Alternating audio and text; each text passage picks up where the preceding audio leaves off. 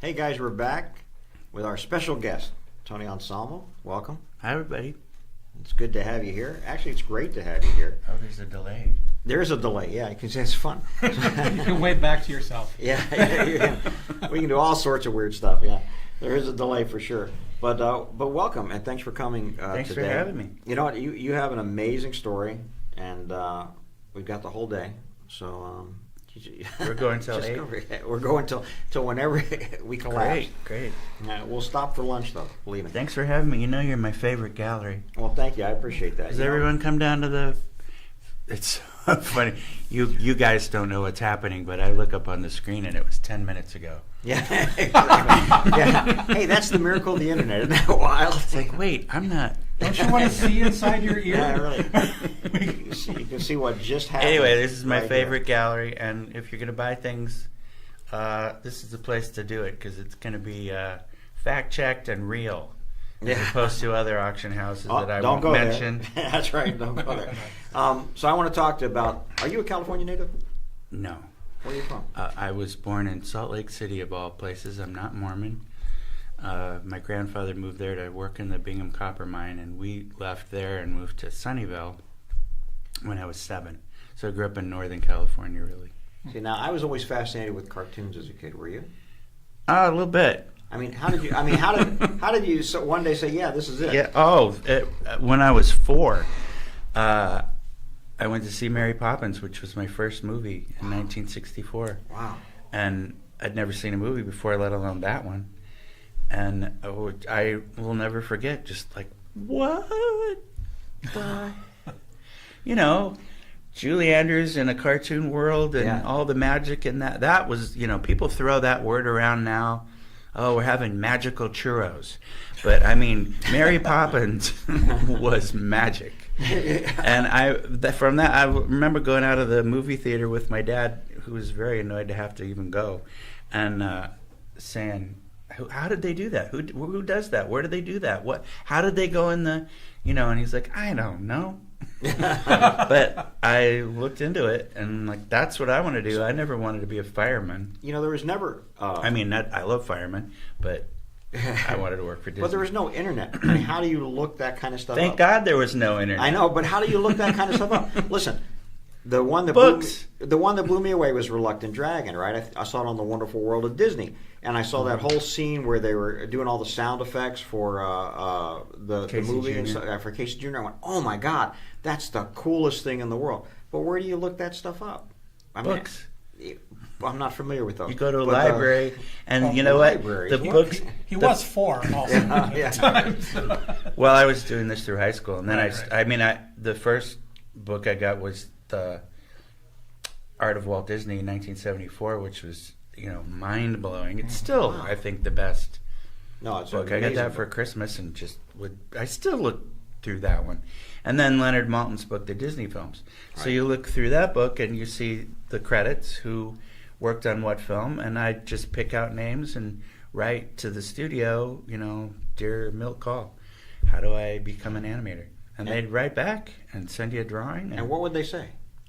Take classes in figure drawing and acting, design, quick sketch, bring a sketchbook with you wherever you go, sketch animals, go to the zoo, which I did, and got my portfolio together and brought it in there. And how do you just knock on the door? Just, can I come in? And they let you in, and you gotta show me make the an portfolio? appointment, just like in The Reluctant Dragon. Wow. Yeah, he did make an appointment. It didn't work out for him as well as it did for you, though. But Well, he got to meet Walt. I got to meet Walt. That's true. Yeah. Well, by the time we were 8 years old, Walt was gone. Unfortunately, Right. So that was a whole different world. For me, it was Jungle Book. Was one of the first animated movies I'd ever seen. Right, and that one just blew me away. 67. 67. Yeah. So I was 7 years old when that came out, and that one just stuck with me. That movie. So that was my It's big a good movie. one. Yeah. And it was Walt's last. Yeah, that one just blew me away. But when I got to the studio, it was unchanged. It was still all the people there that had worked with Walt from the beginning. They were all still there. Yeah. Well, and everybody at the studio, the ladies in the commissary, were all the same people. And it hadn't been remodeled at all. So I was at that same lot that Robert Benchley walked around on, Walt wasn't there, but everybody else was, and they were, all on the same page, keeping things intact, preserving that legacy, and sharing that tribal knowledge with us to pass that down. That doesn't happen anymore. Yeah. Now, before you went to the studio, you went to college, and then you got the job to Cal Arts, right? You were part of a big group of new animators that came out of Cal Arts at the same time, right? The a lot of Walt's people were starting to retire and die, sadly, and they realized they needed to pass that on and keep it going. That was Roy O. They set up Cal Arts, and that's where I wanted to go. There's a bigger story behind that, but I did. Well, you had to get there. Yeah. And you got there, and once you got there, you were taught by these guys, right? Yeah, at Cal Arts, they had Jack Hanna, who was the director of the Donald Duck unit under Walt, who had done animation of Donald, storyboards, and directed. So he was my animation teacher. We had T. He, who was the caricaturist on, Mother Goose Goes Hollywood and Autograph Hound, things like that. Ken O'Connor, who was the great layout man from Snow White to Sleeping Beauty and Epcot. And Elmer Plummer, who worked with Mary Blair on color, styling, and design. And Bill Moore, who was the best design teacher from Chenard. Cal Arts was kind of an extension of Chenard, which is where all of Walt's guys went. Right. And so it was that tribal knowledge as well. We were so lucky to have those teachers. These weren't, these were people that had worked on all these films. Right.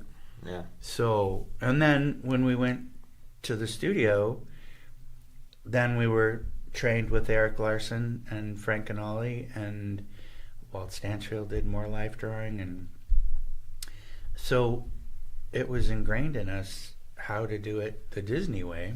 Right. And the mentality of the studio was to share this knowledge, right? Very much so. It wasn't so much like, this is my idea, I'm going to keep it. They were sharing things with you guys. You were giving them input, they were giving you input back, and very generously. Yeah. And that doesn't happen anymore, and I think that's dangerous, and I think it's starting to show.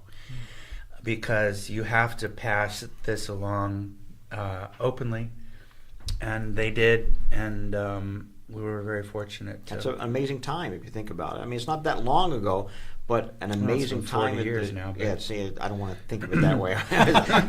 just like yesterday. But yeah, look at all. And we were so hungry for it. Yeah. I mean, I knew that, Eric and Wooly and all those guys had invented the art form, and they were the best at it. So why wouldn't I say, if they look at my scenes and go, well, what if you try this? Maybe slow in here, a little more squash and stretch.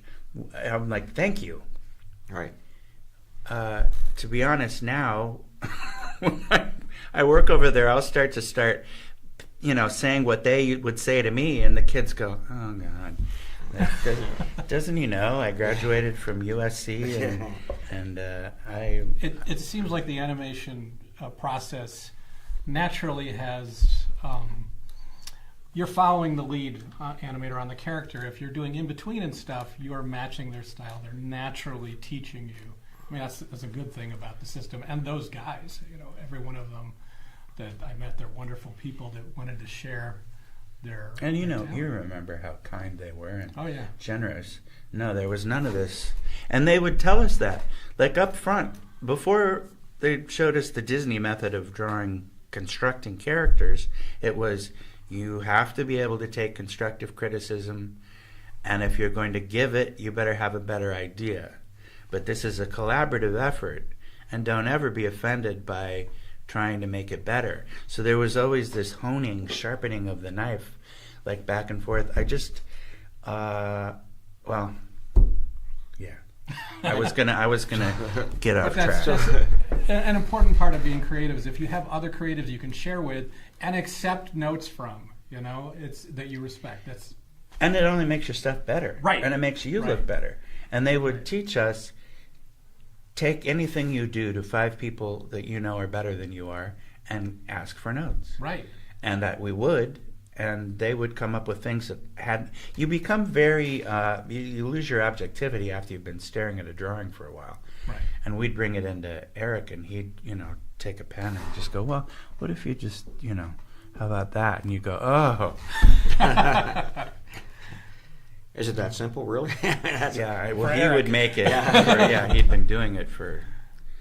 That's funny. And what was the first production you worked on when you got to the Mickey's Christmas Carol. Mickey's Christmas Carol. Great. That's fantastic. I was in the Disney studio in the old animation building drawing Mickey Mouse. Wow. And, yeah. That's crazy. And you still had these guys overseeing you and looking at your Mickey and saying, well, especially guys. Yeah, all our scenes were passed to, Bernie Mattinson was directing it and producing it. By the way, you got to get some oil. Yeah. For these. And Eric Larson had a center room. You know that picture that you've probably seen of the hallway with Eric and Walt standing there? Yeah, like second floor, right? Yeah. That was still Eric's room when we got there. And those two doors at the end of that hallway were our rooms. So we were in there, and Eric would call us in one at a time and pass us a scene and say, this is what I want you to do. And we'd do it and then bring it back to him. And so we were working with, one of the 9 old men, or I would even bring things to Frank and Ollie. They were mostly working on their book at that point, but I wanted to, get it, feedback. Right. And they did pencil tests still then, right? Oh, yeah. You did all those on film. dailies and everything on film. Yeah, right. So you'd sit did you still have sweat boxes? Yes. And you'd go in there, and these guys would look at your work and say, okay, here's what you need to change and things like that? Yep. That's incredible. It was incredible. It's a different world, it really is. It was heaven. And everybody, there was so much that was great about it. And when I talk about it, people think, oh, it couldn't have been that great. But it really was. There was no games, there was no politics. We were all there to continue Walt's legacy in unison. Sure. We all had a respect for that. And, I think it's great. And a lot of those guys that were with you, everybody sort of evolved into whatever they were going to evolve into, whether it be in animation or Burton going off and doing something else or Don Bluth going off and doing something else. But it all starts right there, right? With you guys coming in and sort of taking the reins. Or did you feel like these guys were passing the reins on to you guys? Oh, absolutely. Yeah, saying, our time is coming to an end. And that here, was, it could have been a lot of pressure, but we were having so much fun that it wasn't. And I guess because they were so generous and kind and patient, because it must have looked awful to them. Because, when I look at the Black Cauldron, And is that the first feature you guys worked on? Yeah. And that was a pretty ambitious thing to put new people on. And Sure. I think it shows. It was a new kind of movie for them, too. Because it takes this is another thing. This is an art form that takes 10,000 hours to be good at it. And they would say, even at Cal Arts, or when we got to Disney, it takes 10 years to be a Disney animator. And I would think, oh, it can't take 10 years. I'm kind of doing it now. But it does. For you to really get it ingrained in your, muscle memory, it's like being a prima ballerina or a pianist or a opera singer. It takes a lot of work to be good at it. And that was, Do you have any distinct memory, any moment in time that stands out to you while you were there doing animation and stuff? Many. And when you were talking about, I was at Cal Arts with Tim Burton and John Lasseter and Sure. John Musker, and my class was Mark Henn and Tony DeRosa and Kathy Zielinski. There were 14 of us. Wow. And, Dave Prixma, who went on to do Mrs. Potts, and Joe Ranft had the desk next to me at Cal Arts. Right. We were good friends, and he became the head of story at Disney and Pixar. Yeah, incredible.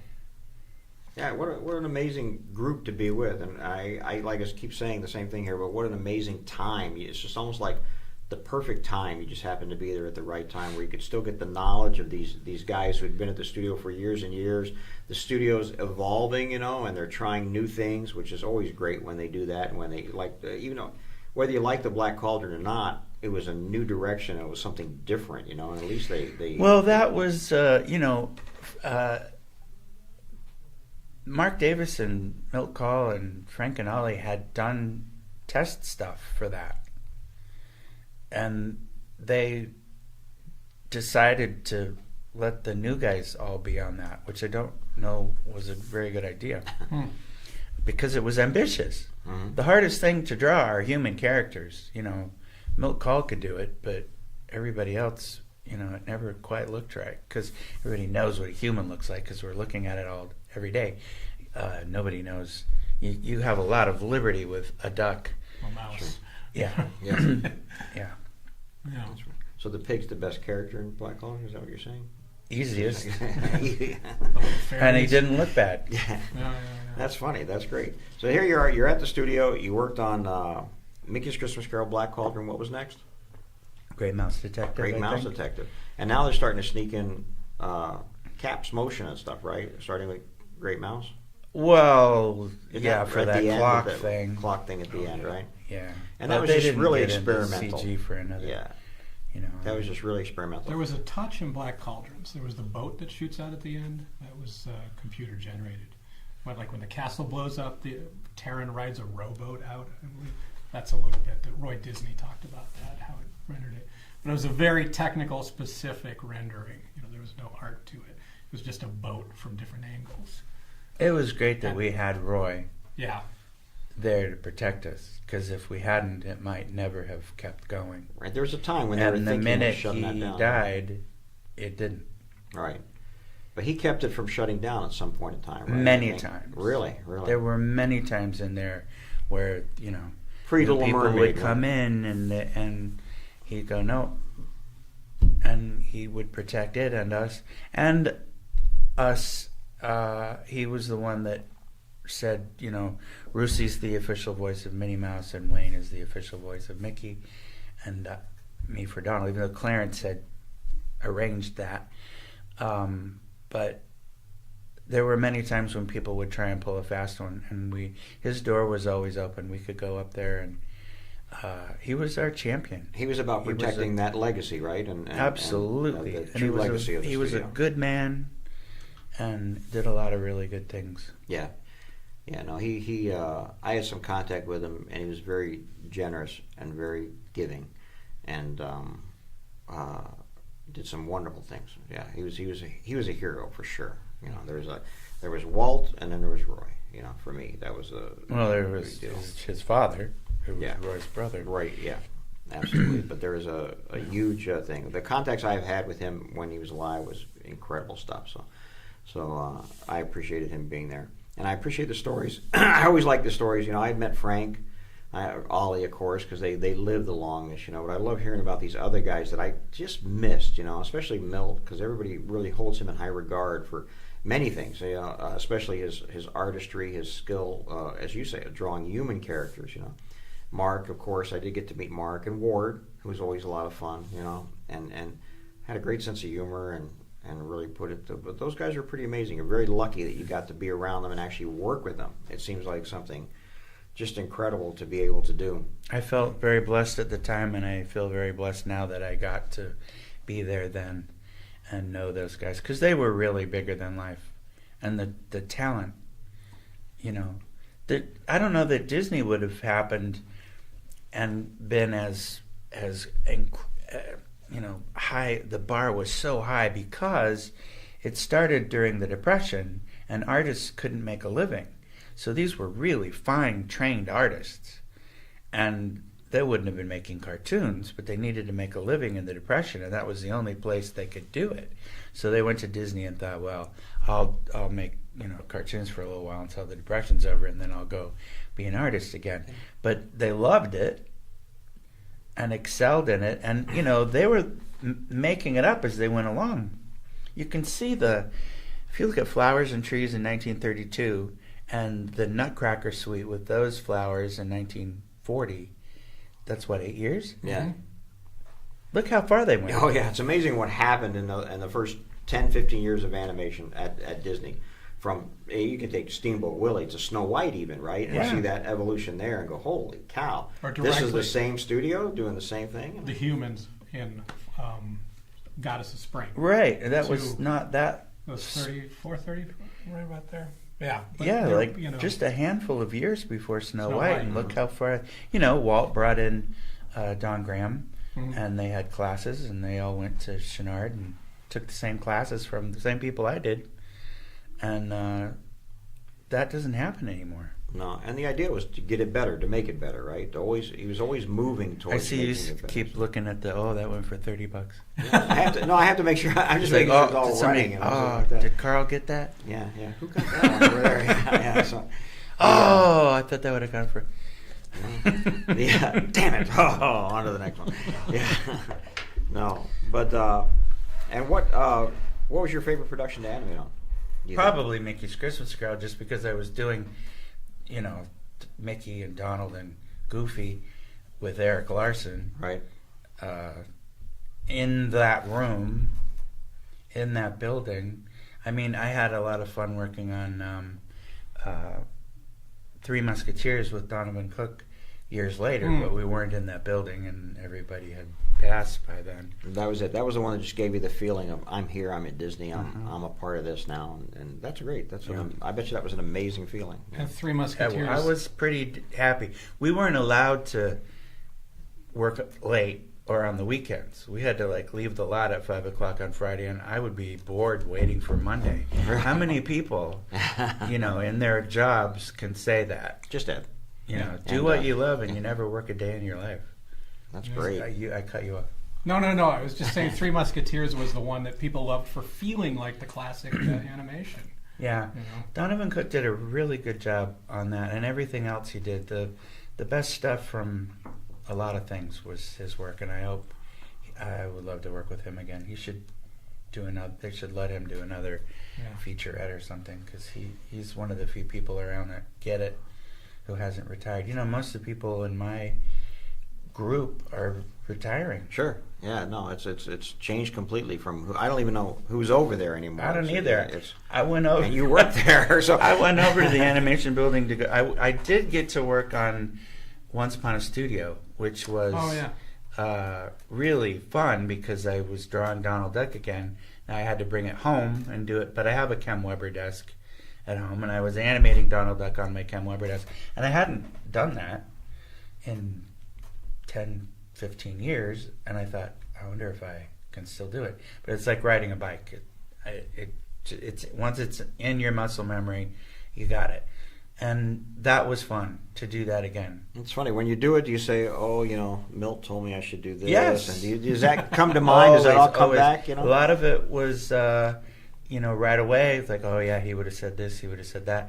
But a lot of things, like Bill Moore, who was the design teacher who came from Chenard, he was brilliant, and I didn't realize at the time how lucky we were to have him, because I wasn't familiar with his history. But his was the hardest class to get good design, and all those tricks of the trade on how to compose a picture. That book, Composing Pictures by Don Graham? Mm-hmm. Like, anybody that is in animation should have that book. It's in that book, but it's hard. It's textbook stuff. And he would teach stuff, and I would think, I don't think I'm getting this. And that's where I would be working on something years later and go, oh, that's what he was talking about. No, right. That's great. That's fantastic. That's a great history, and then your career changes. I want to talk about that later. I mean, your whole career changes in a split minute, I guess. You go from animation to voiceover. Well, I was doing both for Yeah? decades. Yeah. I mean, the duck stuff only takes maybe an hour or two, maybe once, twice, 3 times a week at the most. So I was at my desk animating, and they would call and say, come down Come do this. Come do that. At 3:00 on Thursday, and I'd get the lines ahead of time and go over them and go down, record them, and then come back to my animation desk. And it's 2 different unions, so I had to make up the time. If I was gone for an hour from animation, I had to make that time up, but it was never a problem. That's incredible. I want to get more about how you got into that voice and stuff after we take a break. But we got a commercial break. We always from our sponsor. Yeah. Who's your sponsor? If only. It's just me. But if you're looking for animation art, go to the Van Eaton Gallery. You're our sponsor now. That's great. Do you still draw? Yeah. Well, I just did. Well, I mean, besides animating, do you draw? Yeah. It's like when I hadn't animated for 15 years, I don't animate for myself. I think I'll go in my office and animate something. Yeah. I didn't do that. And I also don't do the voice at home. No? No, because it's hard. It's a lot of work. You don't talk to yourself in Donald Duck's voice? I don't. How about in your head? Not even in my head. I mean, he's in me, for sure, in my soul, but it's a lot of work to get that voice What about out. when you're asleep at night? Does something happen and you start just going Donald all over the place? No, I mean, he's like my child, and I'm very protective of him, but I don't. And an interesting story about that, when we had the pandemic and we were quarantined, I didn't do the voice for 9 months. And I didn't do it at all at home during that time. And I'd never not done it for that long. So that when we had to get up and running again and I had to do it, it was not quite there. I'm like, oh, those muscles have atrophied. Just like we did because we weren't going to the gym. Right. Same thing. This takes a lot of muscle. And I never thought about it. And then when I had to start doing it again, I'm like, uh-oh. So I had to work out fast. That's funny. Get back into shape. Okay, well, let's take a short break. And when we come back, let's talk about Donald. All right. I want to see Donald. What so we'll be back in like about 10 minutes.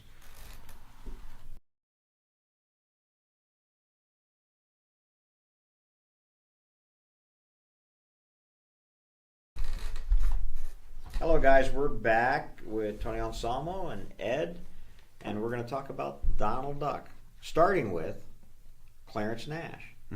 Clarence was the first voice and only voice of Donald Duck from the very beginning. So he was at the studio. Was he always a voiceover artist, Clarence? Do you know? Yeah. Well, he was working for the Ador Milk family, Ador Milk Company, delivering milk. In those days, you'd have a milk truck. Sure. And they'd bring the milk and eggs and butter to your door. He was doing that, but he would go to schools and he had an act. He was from vaudeville. Sorry, to back up further. He'd had an act in vaudeville and then he moved to California and got this job. And he would go to schools as Whistling Clarence, the Ador Birdman. And he did lots of birds and lots of animals, horses and donkeys and this duck.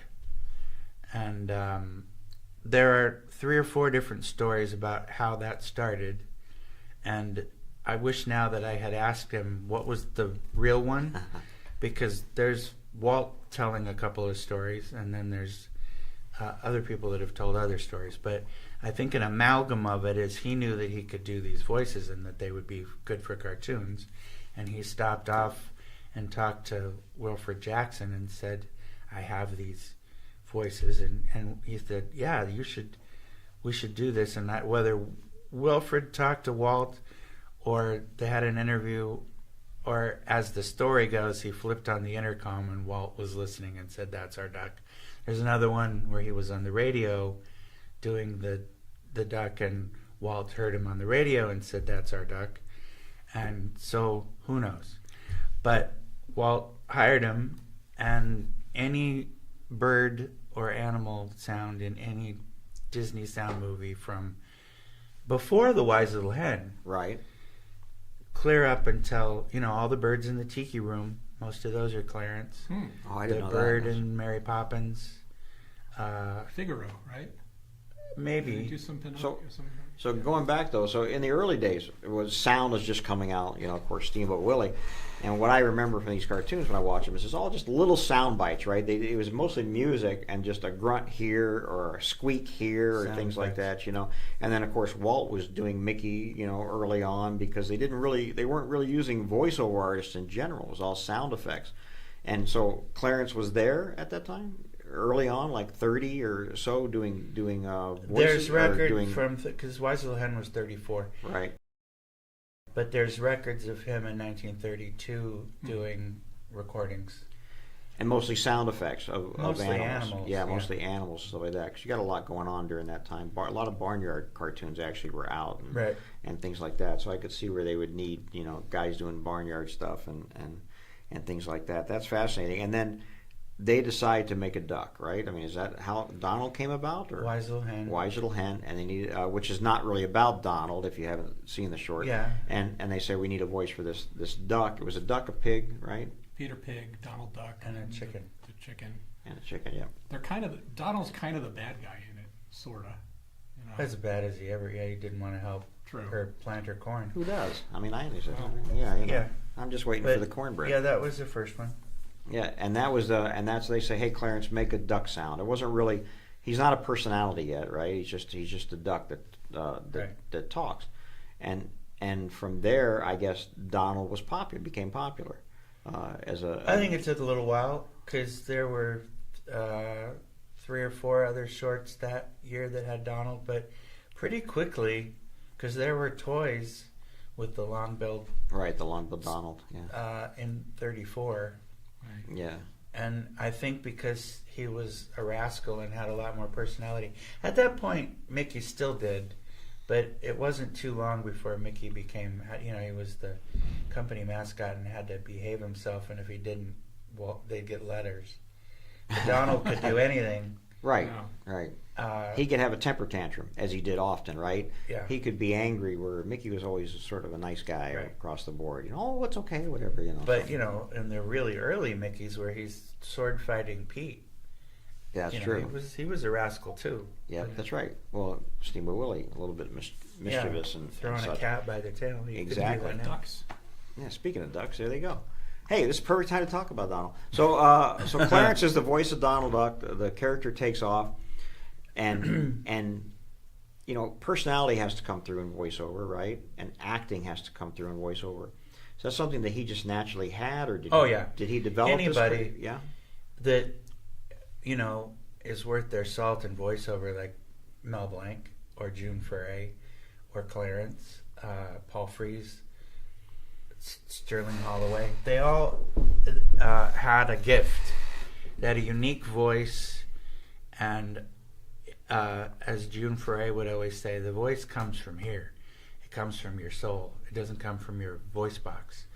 And when I hear a lot of people on the internet doing voices, it's what June Foray would say. You're doing funny voices. You have to be the personality. It has to come from your soul, not your vocal cords.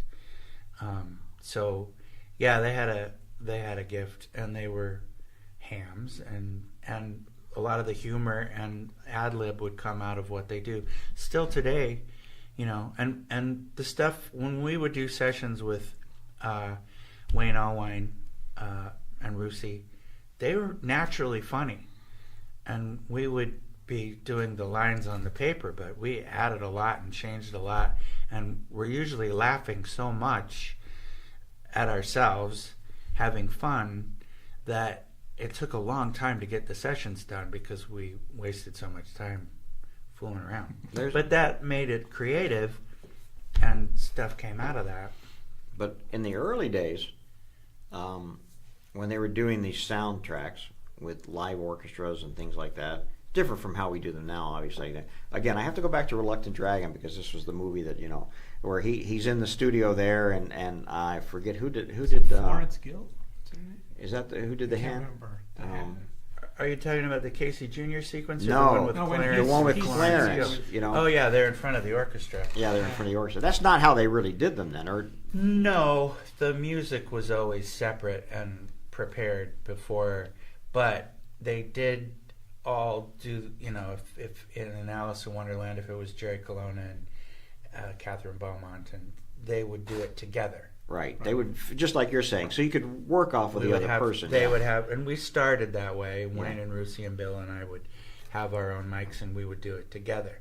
We haven't done that in a long time because now you can control it so much better by miking everyone differently, and I will go in and do 3 to 5 takes of a line, and they can now take like the first word from the first line and the third word from the second line and put it together and do some stuff and make it sound better than, that's one of the good things about technology.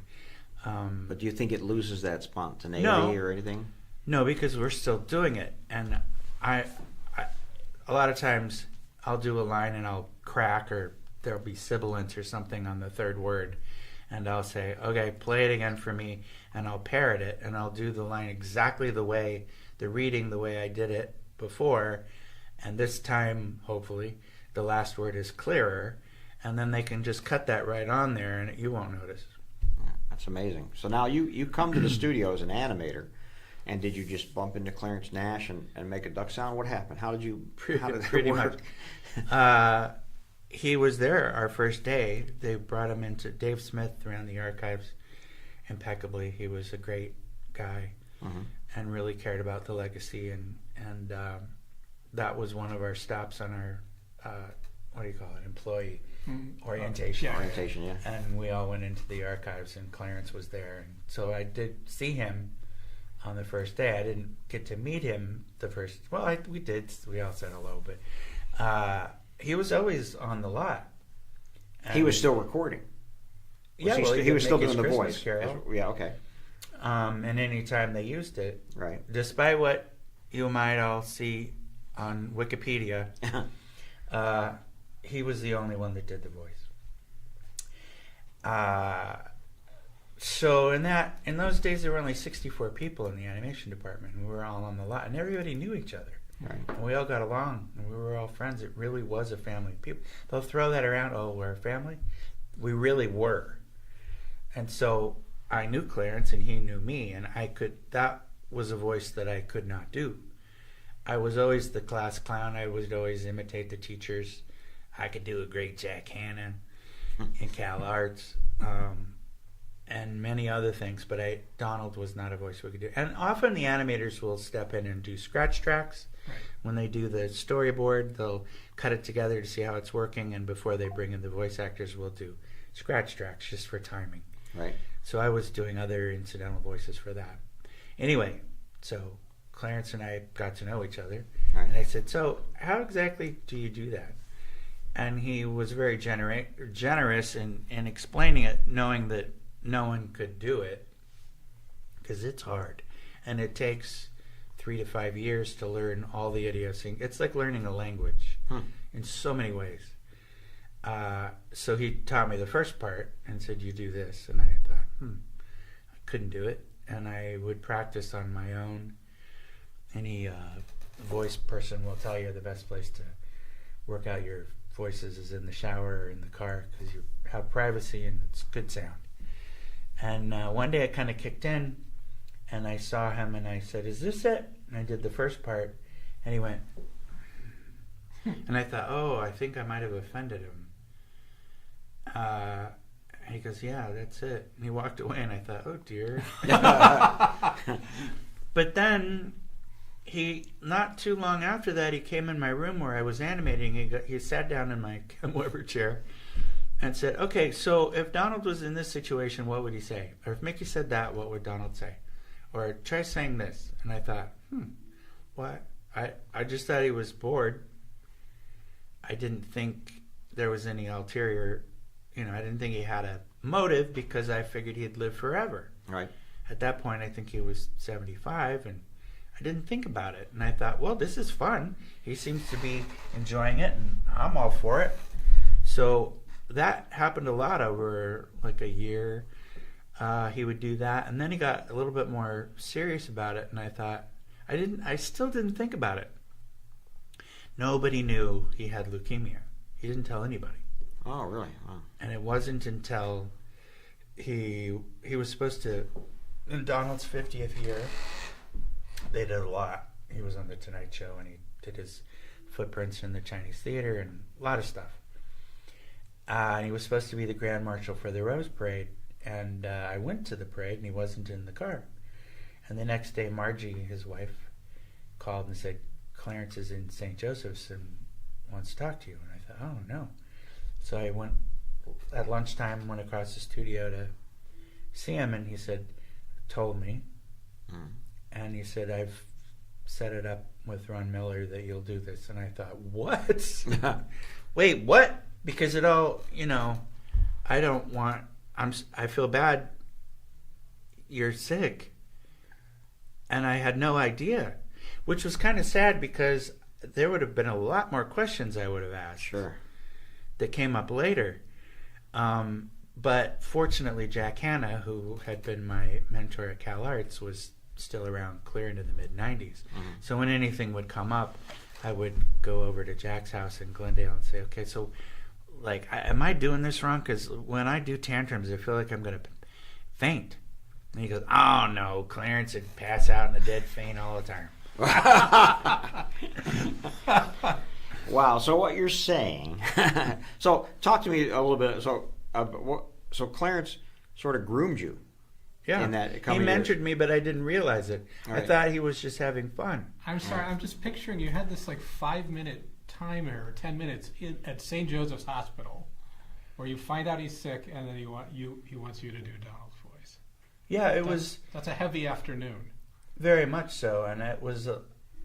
I was more concerned with his health, right, and that he was my friend, and then I'm like, and I have to, which is why I'm so protective of it. When people try and mess it up or change the character, or the writers have never seen a Donald Duck cartoon and they want me to do the Gettysburg Address, and they don't understand why they can't understand it.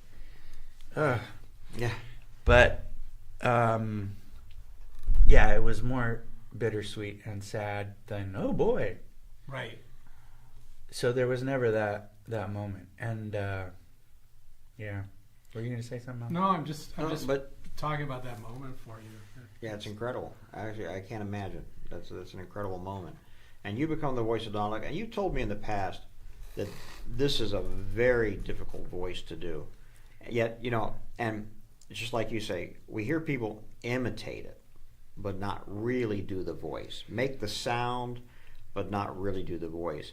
And I think, if I remember correctly, this is us having conversations in the past, part of it is the air, right? It takes a lot of air to do the voice. Well, I'm holding my breath. You're holding your breath because you're holding the air in your cheek, or it's like, I can't tell you how to do it, or I'd have to kill you. No, but I'll tell you what it isn't, and that's you go on YouTube and there's 50,000 people like how to do Donald Duck, right? And they're all doing Yankee Doodle. You know who Yankee Doodle was? Sure, I remember Yankee Doodle. Sure. Yankee Doodle was a character, and there was Little Quacker from Warner Brothers. Hanna-Barbera, actually, Yankee Doodle would have been. Yeah, from, and Jimmy Lydon, was it, or was it? Anyway, he lived on the. Yeah, he lived the street next to me, so I knew him. And they came up with this character where he's squeezing air through his cheek, and that upset Walt very much because he thought this is an imitation of Donald Duck and not a good one, and there was a lawsuit, but Disney lost because they said it's not close enough to Donald Duck. So everybody that you see that's imitating Donald Duck is squeezing air through their cheek. I'm not doing that. Neither did Clarence. It's a process of getting the sound and keeping it going like bagpipes and then talking with it, and you lose half the alphabet. Clarence. If you listen to Clarence from the beginning to like 1938, 39, it's pretty rough. Mm-hmm. So he was kind of figuring it out and perfecting it as he went along too. There's a learning curve, and there's also you just start to learn, well, don't say that word because you won't understand it. For instance, Donald can't say ours. So if I get a script that has rear, I'll cross that out and write last, which means the same thing but is clearer. So what blows me away with that is that, especially now, but back then in the 30s, it eventually evolved into him singing in that voice. Singing's actually easier because it's slower. When you're singing, you're doing the lyrics much slower than if you said them. So singing's good, unless it's not in my key. Often they don't check, and they write it in the songwriter's key, and we have to change it. Incredible. To Donald's key. And so, like Orphan's Benefit, he recites Mary Had a Little Lamb, and so that's extremely difficult, right? To do a whole poem, or are they doing it in sections? Like, wasn't that was his original? I think that's what he did on the radio. I think so. As the goat voice from his childhood. Was Mary Had a Little Lamb? Yeah. So he had a pet goat. He had a pet goat, and he would imitate the goat, which was, which is what goats do, and he learned to talk with it, and either he or Walter, the both of them, decided it would be good for the duck. Yeah, we have a photo of the goat in the collection. Right. Yeah. So when and he became the voice of Donald Duck, and then he passes the baton on to you. And when did you first do the voice in a recording? He finished 1985, and 86 we did. The only thing recorded is there was a DTV Doggone Valentine special and a couple of other of those TV shows that Wayne and Rusey and Bill and I did. Was he still alive when you did them? No. No, he'd already passed. No, I never did it when he was alive. That's what I was asking. Yeah. We did it together on a couple of things on the studio lot, which is on YouTube. You can look that up, Clarence and I. But that's the only time. When Clarence was alive, no one else was allowed to do the voice, including me.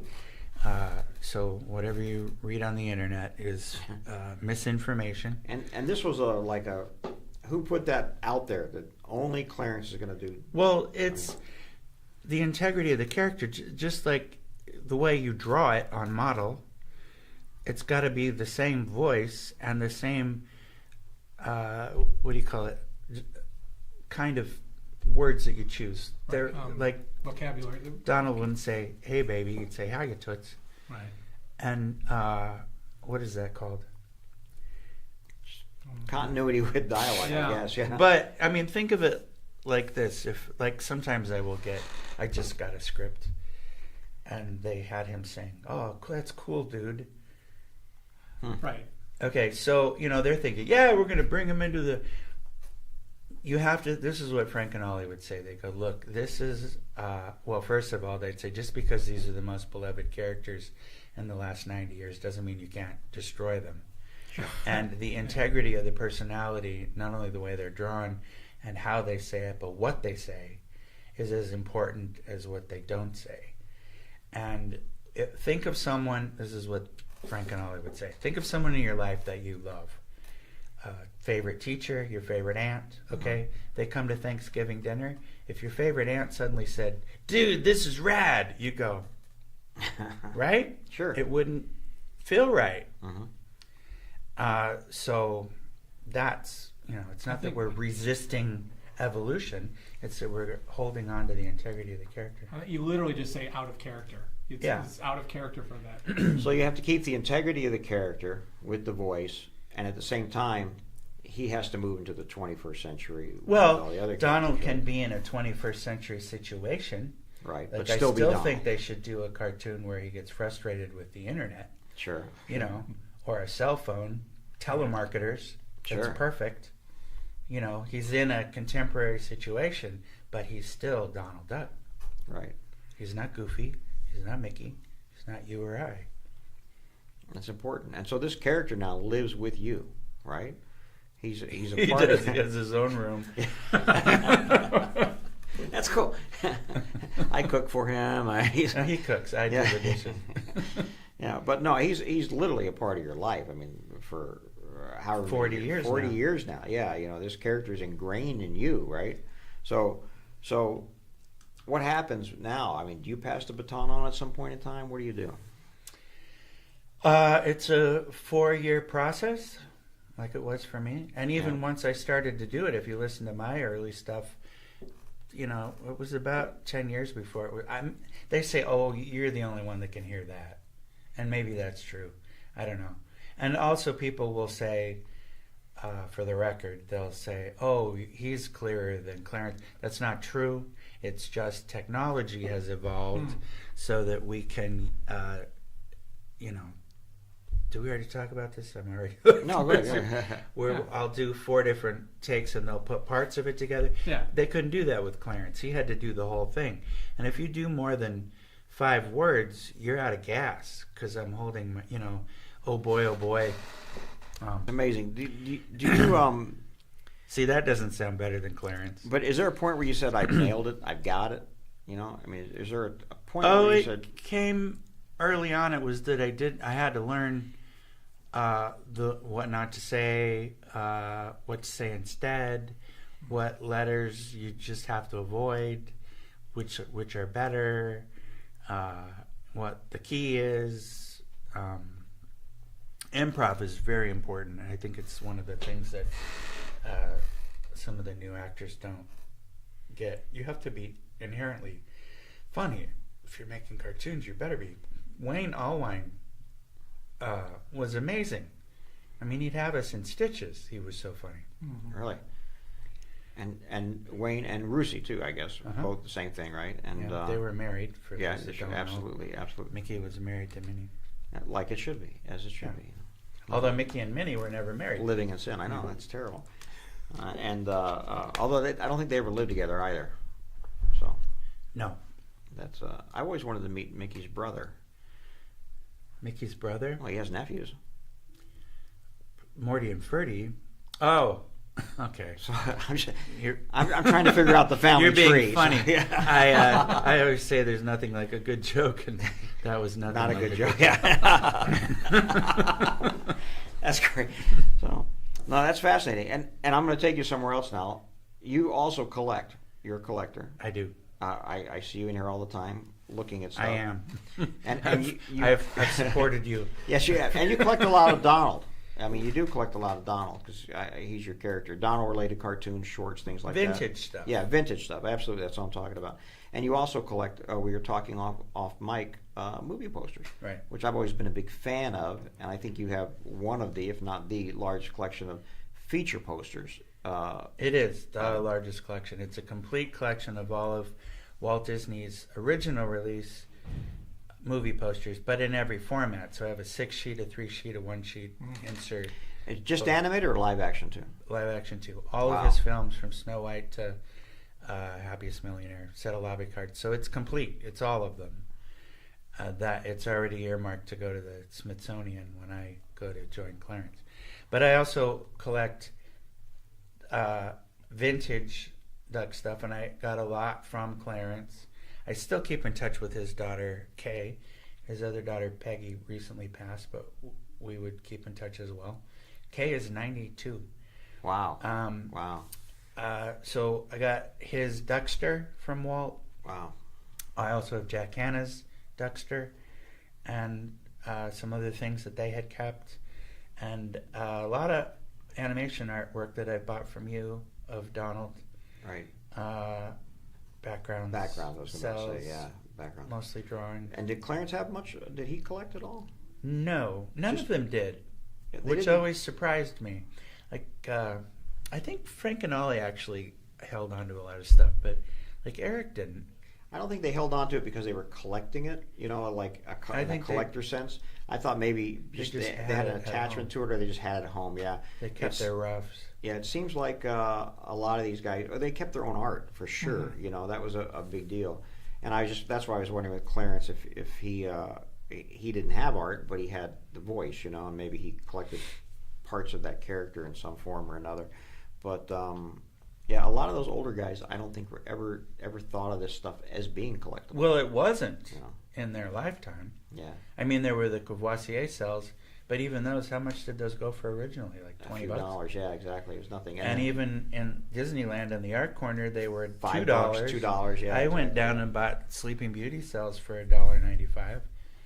Wow. With my allowance, it seemed like a lot of money, but they're still some of the best cells that I have.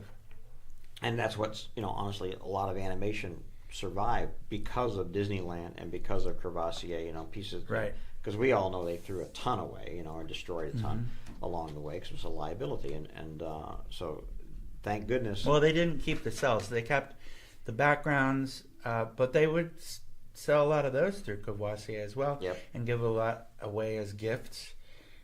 You'll see a lot of them come up with a background and a cell cut out and put on the background and signed by Walt.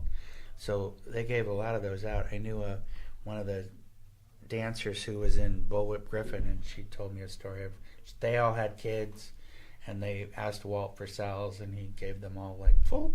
She showed me cell setups, beautiful, from like Ferdinand the Bull, or what's your favorite character, and they got them. Dig it up, and there it is. Yeah. By the time I got there, there were only really they had backgrounds and some cells in we called it the morgue, but it was mostly the animation, the cleaned up animation. They kept that, not the roughs. Not the roughs. They just wanted the cleanup. The cleanup. And I think even then they just kept it for reference. Really, was the idea. Well, we'd reuse it. Yeah. They reused it. Yeah. A lot. Yeah. And you wouldn't know in those days because it wasn't like you had it all at your fingertips on Disney Plus.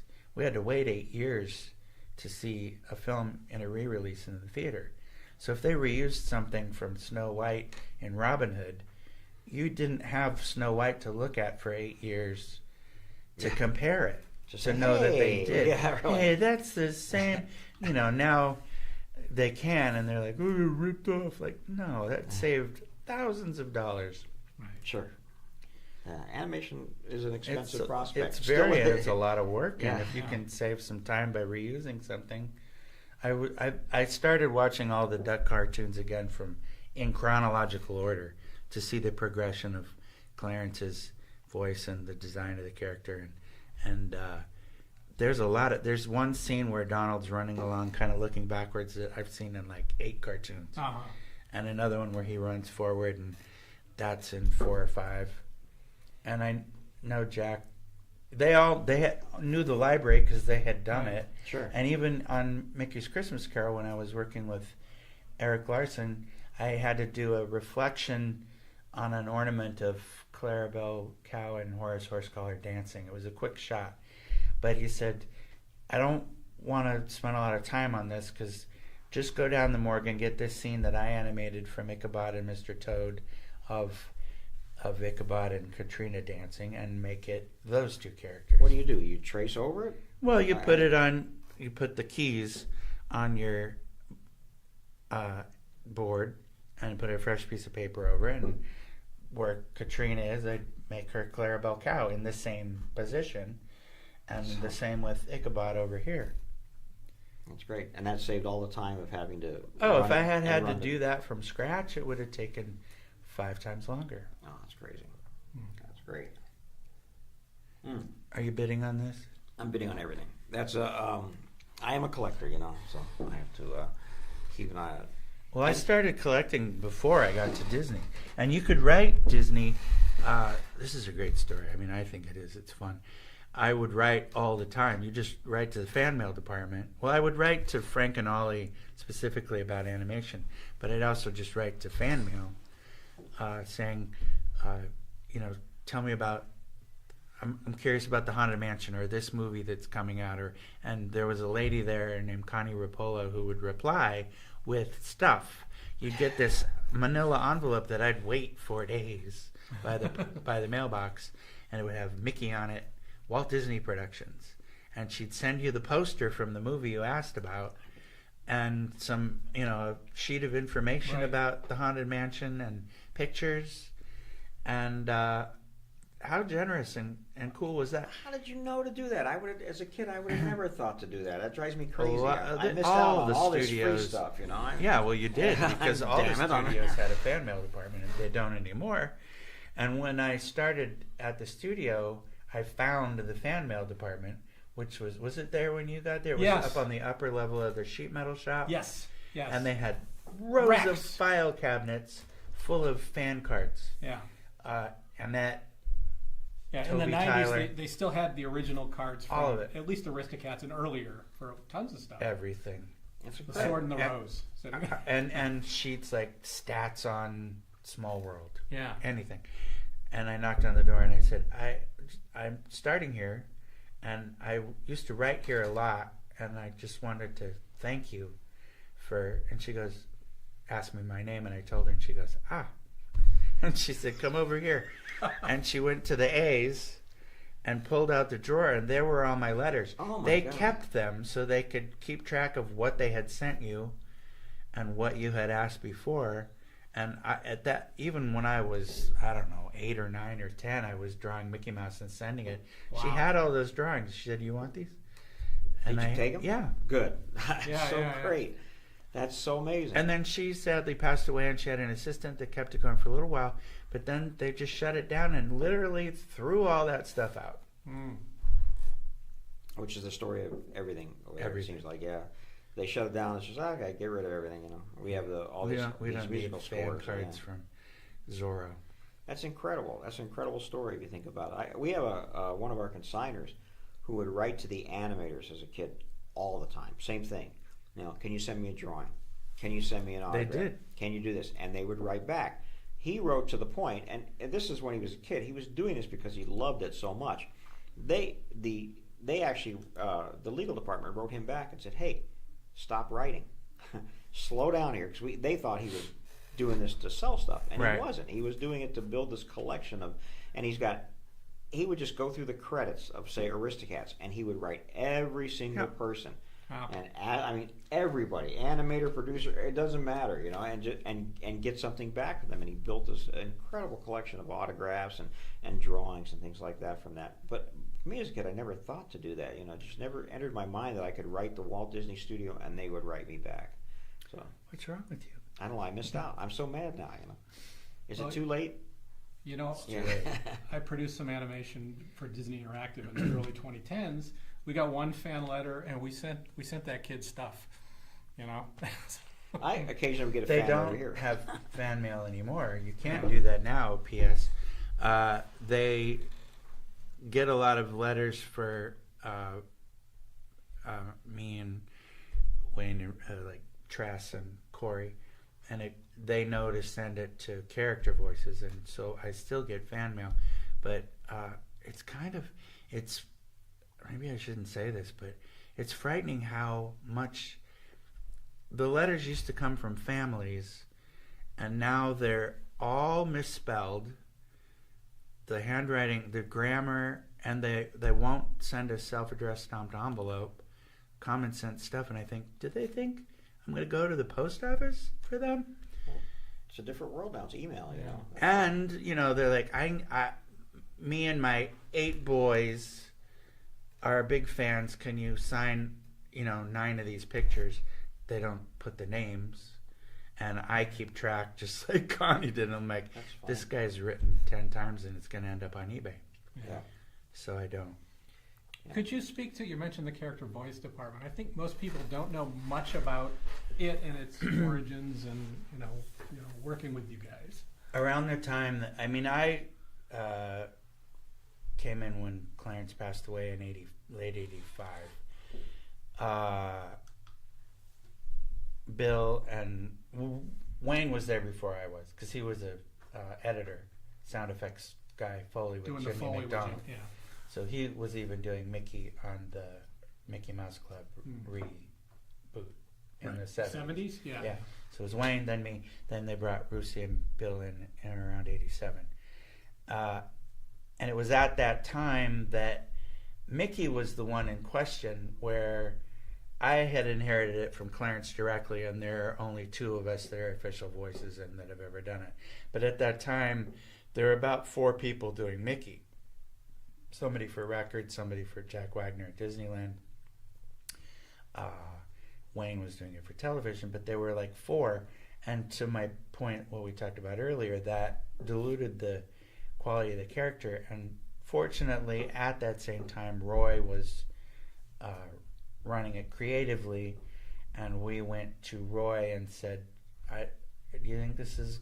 He went, no, we got to fix that. There's an article in the Disney News about 1988 Disney set up character voices so there would be only one voice for character consistency and integrity, and that there should never be more than one voice at a time.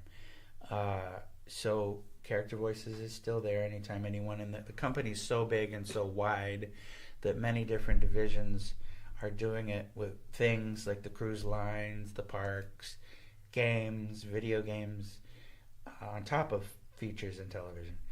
And there'll be new people that came from, Paramount.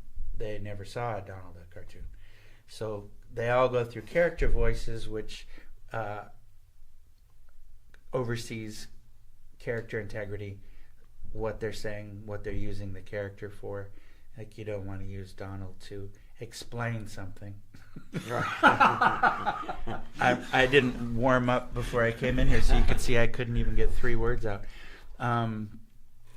Or Mickey, isn't, So they're there for... Also, what mics do we use? Like, this is not a good mic for Donald Duck because it'll pick up all the mouth noise. We use a ribbon mic, which is what Clarence used, because it has a softer thing and it kind of takes out. It doesn't have a lot of detail. A lot of times we'll go into a session and they'll have a state-of-the-art, like, this is the best mic that picks up everything, but you don't want that. Mm-hmm. So character voices will go, use this. They'll bring their own mics. Here, right. Put this in. These are the EQs for Donald. You take out the highs and the lows. There's a lot. Yeah. And so they should help manage this. The quality control. Yeah, quality control. That's the right word. Yeah, that's exactly what it is. That's amazing. Nobody thinks about that. All we think about is you walk up to a mic and you just start speaking, and that's it. That's well, sadly, a lot of the new people. I mean, there's such a turnover at the company that people will come in and they've never seen a Donald Duck cartoon, and thank God for character voices to, so I don't have to be the bad guy to go, I don't think you're going to get Hamlet out of him. Yeah. Well, that's too bad. I had a whole script. But, that's a shame. And I thought Hamlet would have been perfect. But that's... you were going to bid on this, weren't you? That's the Mickey Mouse Honorary Musketeer certificate. It's pretty amazing. Yes, it was. Yes. What are these stamps? This is a press kit packet of Mouseketeers. Coming up is Annette Funicello coming over now. These are slides from when she got on the Walk of Fame. She was such a sincerely, she was real. This wasn't an act. Like, there were a lot of actresses that were an act. Like, Marilyn Monroe was not really like that. Right. That was a persona that she put on. But this persona that Annette had was real. Wholesome? Well, just sincerely good, loving. I talked with her many times and we did things. My favorite story about Annette was her daughter was at a school in Encino, and she came home and said, Mom, this girl just came to our class from Vietnam and she had an injury and she was missing a leg and the kids are making fun of her and I just feel bad. And Annette, the next day, went to the school, went in the classroom, and said they all knew who she was, because at that point, she was doing Peter Pan Peanut. Sure. Was it Skippy? Yeah. Peanut butter. And the Mickey Mouse Club was still running in reruns. So the kids all knew who Annette was, and Annette went to the head of the class and she said, I'm very happy to be here today, and I want to introduce you to a new friend of mine. This is my new friend. I don't know what her name was. And I hope she'll be your friend too. Who would do that? Yeah. Isn't that sweet? Yeah, I know. It's fantastic. Yeah. It's incredible. Yeah. That was Annette, and that was real. Well, don't you find, we were talking about Frank and Ollie earlier, everybody who worked with Walt Disney that I ever met are the sweetest people on earth. Mm-hmm. Dean Jones, nicest guy you could ever meet. All of them. That was the era, I think. Yeah. Those guys all came up in the same era. It's pretty incredible. I used to always talk to Scrooge, Alan Young. Yeah. Really nice guy. Nice guy. We got to work together a couple times. Yeah. Couldn't have been nicer. They didn't have to be nice to me. I was like, this new kid, like, who are you? You're not Clarence Nash. But they were very welcoming and generous in working together. Same thing with Paul Frees. Amazing. I would love to. What a talent. And Yeah. Mel Blanc, for me to be able to record with him on Roger Rabbit. Oh, wow. Yeah, that was, and I knew it, Right. Wow. you know. Wow, the king, huh? I mean, wow. I didn't even think about that. That's right. You did Roger Rabbit with those guys. Wow, it's crazy. What? That must have been a moment because he was an amazing. Look at what he had done in the past and multi voices and the Jack Benny show on the radio and just crazy amount of time. But yeah, it just seems like that era of people were just like you say. I'm not going to say they were humble, but they were welcoming and open, accessible.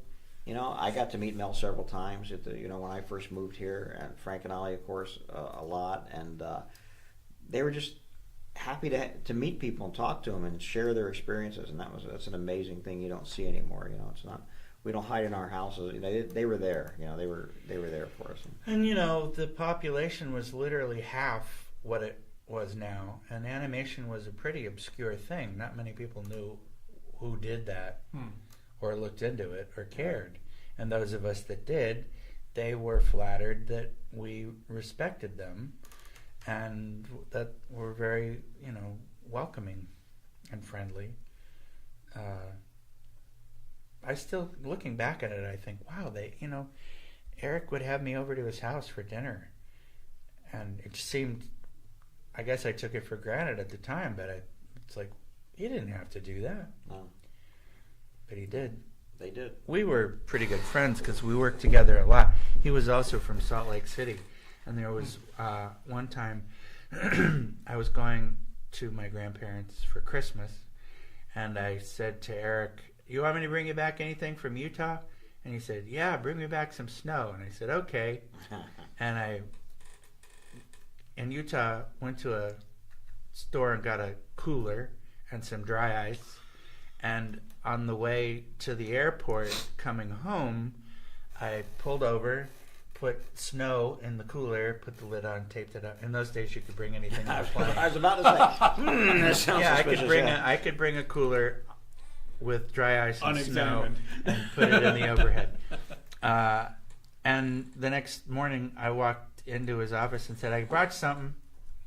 And he opened the lid and it was like, wow, snow from Salt Lake City. And he made a snowball and threw it at me. And Wow.